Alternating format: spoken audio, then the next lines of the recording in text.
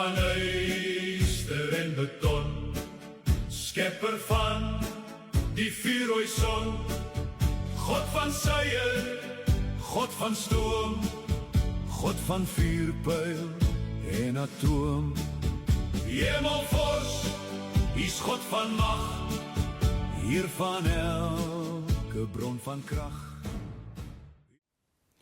Goeiedag geliefdes, hier kan die week glo vinnige week verbygaan nie. Ons sluit hierdie week af waar ons praat oor God se onsagwekkende werk. En ons kan nie anders as om te eindig by die einde nie.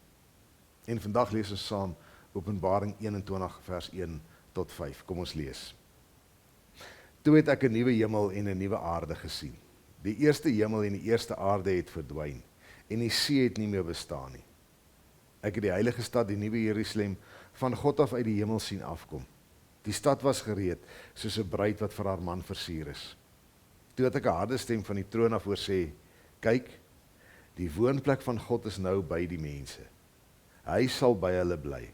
Hulle sal sy volke wees, en God self sal by hulle wees as hulle God. Hy sal al die trane van hulle oë afdroog. Die dood sal daar nie meer wees nie. Ook leed, smart en pyn sal daar nie meer wees nie. Die dinge van vroeër het verbygegaan. Toe het hy wat op die troon sit, gesê, kyk, ek maak alles nuut. Die moeilikste ding om te hê, as jy in 'n situasie is wat vir jou vasgevang het. Die moeilikste ding om te sien, is die toekoms. Want situasies kan so dreigend en dringend wees, dat jy hier en nou moet daaraan aandag gee. En dit verg al jou energie, emosioneel, geestelik, hoe jy dit ook al wil uitdruk, om net te oorleef in die omstandighede waar jy is, en die vermoë om op te kyk en verder te kyk as hierdie omstandighede, is baie, baie moeilik. Nou kom ons en ons lees aan die einde van die Bybel.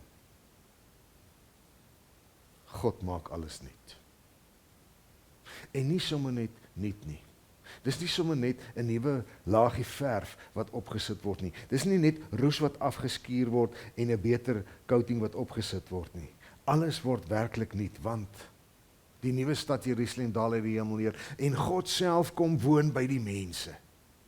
En dan kan jy self verder lees in vers 21 en 22, hoe lyk die hele nuwe stad? Hoe lyk hierdie nuwe bestel? Dit is net vol van God en van sy heerlikheid, en dit is goud en dit is lig en dit is pragt en praal. En so woon God by sy mense. Dit is die uiteindelike magsdaad van God, waarna ek en jy besig is om na toe te leef. God het vir ons 'n toekoms kom maak. Dit is reeds vir ons neergeskryf. Ons het opgehou lees hier waar hy sê, kyk, ek maak alles nuut. Maar luister ook wat hy sê, en daarna sê hy, skryf hierdie woorde op, want hulle is betroubaar en waar.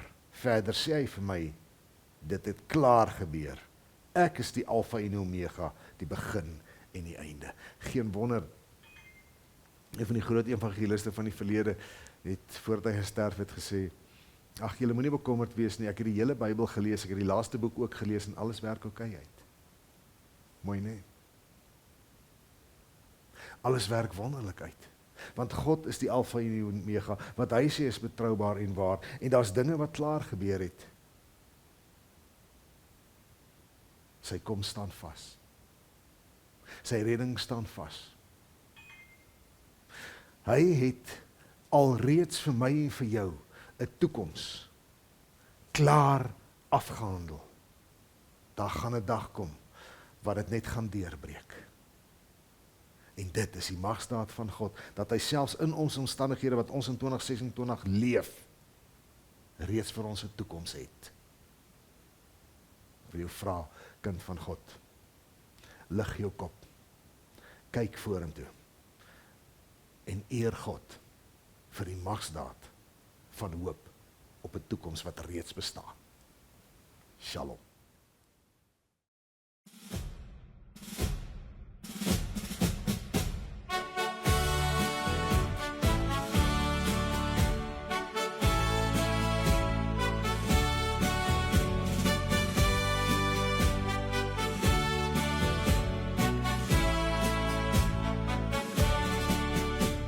van yster en beton, skepper van die vuurrooi son, God van suier, God van stoom, God van vuurpyl en atoom.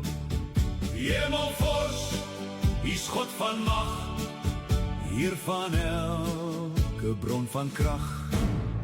U laat bliksem flitse slaan, u beveel die stormorkaan, soos 'n arend in sy vlug, skeer die strale deur die lug.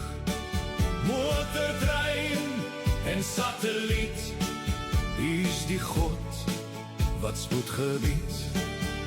God van kuns en wetenskap, God van studie en vakmanskap, God van chemie en musiek, God van orde en methodiek, Heer van woord en kerk en doop, U sluit alle kennis oop, Heer van heerlikheid en eer, waar die groot heelal regeer. U verbreek die doodse mag, Christus leef, dis ewig dag. U het sondaars losgekoop, U is liefde, U is hoop.